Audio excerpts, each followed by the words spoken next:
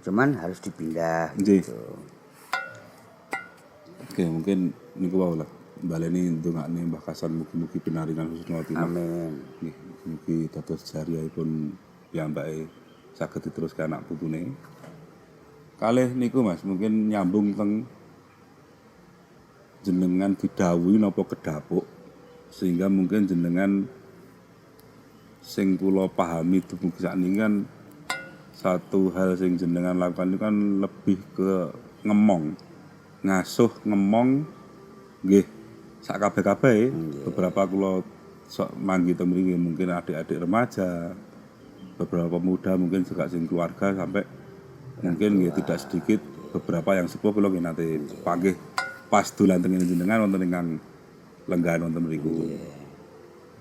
Nah niku mungkin saged diceritakan Mas napa istilahnya napa mungkin memang wonten dawuh saking Mbah Kasan jenengan nerasaken napa mungkin secara organik kemudian kedapuk karena mungkin tadi jenengan putu barep. Nggih. Ya karena mungkin apa nggih pengaruh dari lingkungan nggih, pengaruh dari lingkungan keluarga, dari simbah sendiri. Karena memang adik-adik kula semuanya itu ndak ada yang mau nerusin apa namanya, ndak ada yang mau nerusin ilmu-ilmu simbah gitu, maksudnya ya mungkin dari sosial, dari apa dan sebagainya. Nggih. Berarti nggih anu nggih napa mesti nek simbah napa nate dawuh? Nate dawuhe momong dulur-dulurmu dan sebagainya. Berarti memang ada amanat nggih. Iya. Panjenengan juga selain jenengan nggih ikhlas nglampahi ditambah dengan amanah sing di Nggih, itu memang sampur gitu jenengan. memang ada apa nggih. Ya menurut gue sebenarnya bukan amanat, cuman gue dititipi gitu, maksudnya nek jadi ya mau ndak mau ya wis lah gitu. Dilampahi ngoten. Lah niku wau sampai kemudian wonten asma Wagu Budaya niku sangan parane pripun Mas? Nggih. Terus sebelum itu ya karena tadi yang damel bukaan mau to Mas, pun kula aturke teng ngajeng bahwa melihat apa nggih kondisi lingkungan yang seperti itu, kemudian minim sekali pendidikan agama di desa. Dulu itu hanya ada satu langgar dulu itu. Hanya ada satu langgar dan langgar itu enggak penuh jamaah itu. Cenderung sepi. Hanya orang-orang tertentu saja yang tinggal di situ yang mau masuk ke itu. Nun sewu sempat dingendikane aktivitas mungkin lebih ke pemuda dan remaja itu nek istilahnya apa nggih? Tantangan yang jenengan hadapi ini mungkin perilaku sing cenderung ke kiri nggih. Nggih, bahkan bukan hanya remaja. Itu merambah sampai ke orang tua juga. Orang tua itu bukan hanya laki-laki, termasuk perempuan. Jadi dulu itu kalau pas usum jagong itu loh Mas, ada yang mati atau ada yang apa namanya? Digawe lah nggih. Ada yang lahiran atau ada yang digawe. Kalau lahiran itu wong murah lari ini kalau ndak jagong ke tempatnya lahiran, meskipun yang lahiran itu murah gitu pekewo. Meskipun harus bawa anak kecil ya dibawa, dan itu mesti ujung-ujungnya di situ sembrak itu. Apa main lah intinya. Tetap perjudian nggih singkatnya nggih. Nah, dari rasa pangrasa yang seperti itu akhirnya nuwuhake raos dari dalam diri, karena memang saya selalu diajarkan sama simbah itu tentang ulas asih dan sebagainya. Bahkan ketika saya bikin karya saya pertama kali itu saya dibantu sama simbah. Yang bantu malah simbah. Jadi ketika saya pengen bikin reok-reokan itu, reok-reokan dari wong itu saya bikin dari bambu, dari pring, itu yang nganyamne bambunya itu simbah.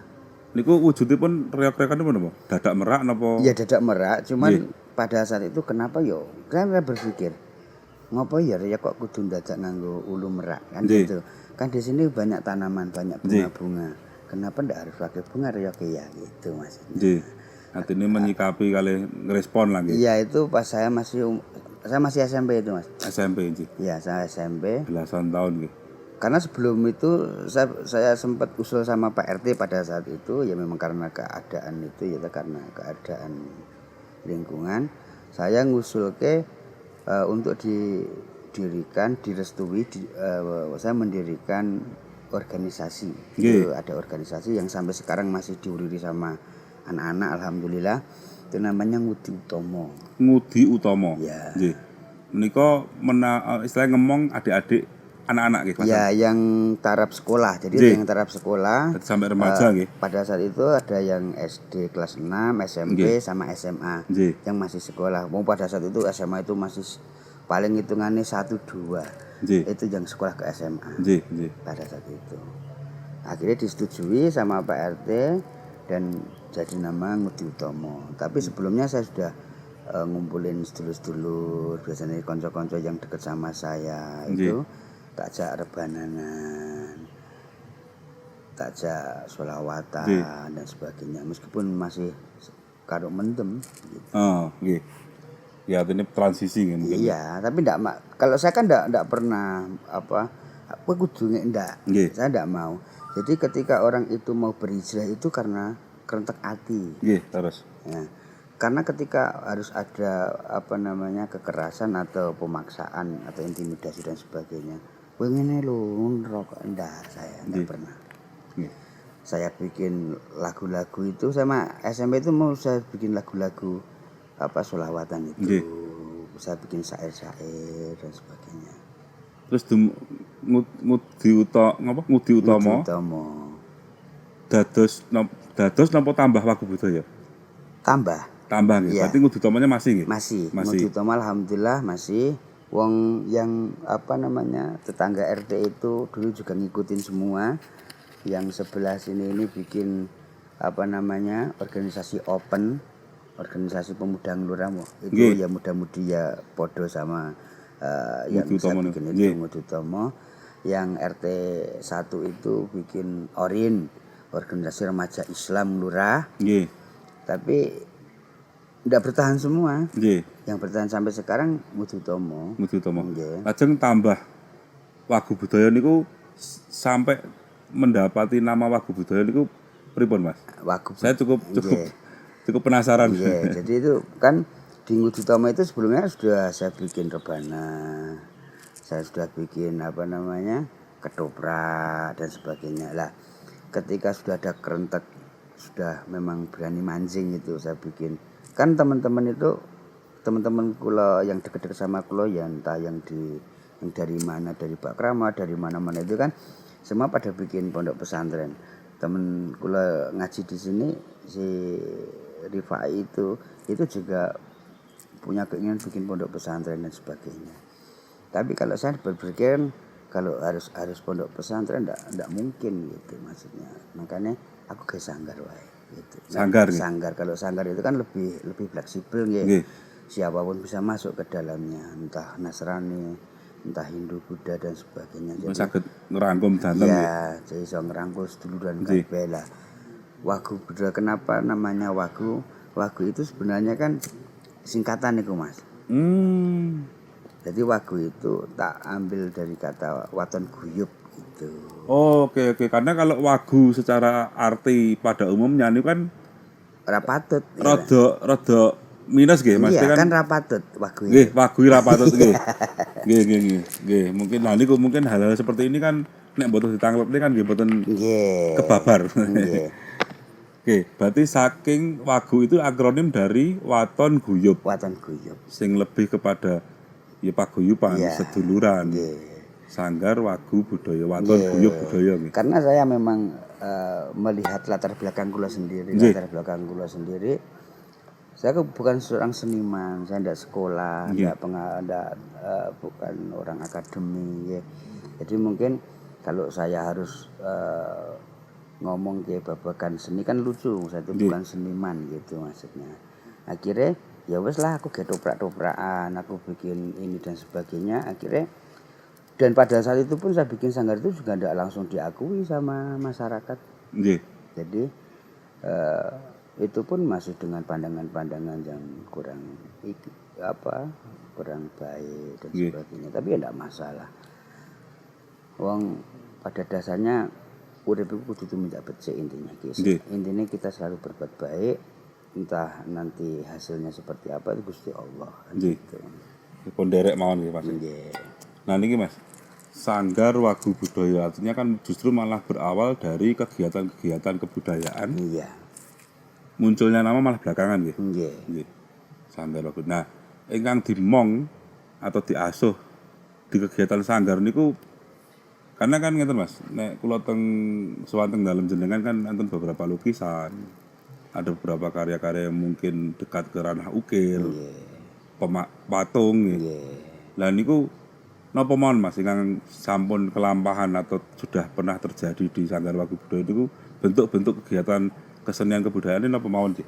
Ya sebenarnya kegiatan itu kan universal, maksudnya mboten enten kegiatan yang paten gitu. Nggih. Cuman karena seringnya pentas toprak, Nggih. karena seringnya pentas ketoprak, akhirnya ya wes ini dianggap sanggar ketoprak kan sama orang banyak, Oke, sama karena dinas dan sebagainya kan begitu. Karena seringnya ketoprak, dianggapnya sanggar ketoprak. Padahal nggih mboten Nggih, namung niku nggih. betul. Lah, sebenarnya ada tujuan-tujuan tertentu dari ketoprak itu, Mas. Jadi kenapa saya memilih ketoprak? Karena memang dari ketoprak itu saya bisa mengajarkan sesuatu kepada Menyampaikan anak-anak yang main ketoprak itu. nggih. Saged Sebenarnya tujuan saya paling utama itu anak-anak yang main ketoprak, bukan penonton. Nah kalau penonton kan yang mana sudah luberane gitu nggih, loh, Mas. nggih. Berarti proses ketika mempersiapkan sebuah pertunjukan tadi nggih, artinya dari mulai hal-hal yang berkaitan dengan teknis naskah, tapi lebih pada pondasi-pondasi untuk nilai-nilai yang saged ditandur teng bocah-bocah nggih. Iya, intinya seperti itu. Oke. Oh, masalahnya ketika saya mau bikin naskah itu saya memang harus melalui proses dulu. Saya harus tirakat dulu. Nggih. Saya harus puasa dulu. Kadang saya harus pati geni dulu, ngebleng 3 hari 3 malam dan sebagainya. Untuk apa ya, napa sing minta sama Gusti Allah, Gusti napa sing iso tak tandur gitu. Nggih. Lah dari situ ketika sudah mendapatkan ilham dari Gusti itu, oh iki lho sing mbok tandur iki sik gitu. Maksudnya, oh berarti aku bikin naskah seperti ini. Dan itu saya sadurkan dari kisah-kisah Nabi, dari kisah-kisah sahabat dan sebagainya. Biasanya seperti itu. Cuman untuk nama biasanya saya singitkan. Jadi nama biasanya saya bikin sing luwih gampang lah gitu. Nggih. Untuk nama-nama tokoh dalam hal ini. Ya, jadi saya enggak bawa Nabi siapa atau enggak bawa nama sahabat siapa dan sebagainya. Gitu. Saya disamarkan dengan nama-nama baru yang mungkin lebih akrab di masyarakat. Yang bisa diterima sama masyarakat, intinya seperti itu. Mas, kalau nangkep masalah poin babakan ini mungkin dan napa nggih?